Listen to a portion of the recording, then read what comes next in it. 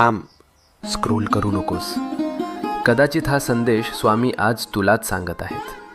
आपण सगळे प्रार्थना करतो ना, रात्री उशीवर डोकं ठेवल्यावर मनातलं सगळं देवाला सांगतो आणि मनापासून अपेक्षा करतो की उद्या काहीतरी बदल होईल.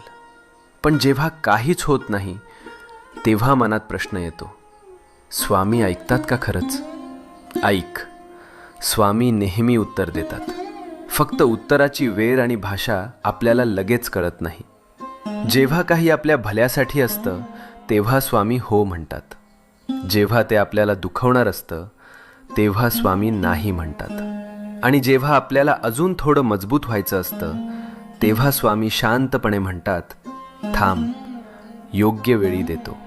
म्हणून हार मानू नको. तुझ्या प्रार्थनेचं उत्तर येतंय. फक्त थोडा विश्वास, थोडा धीर, मनात शांतपणे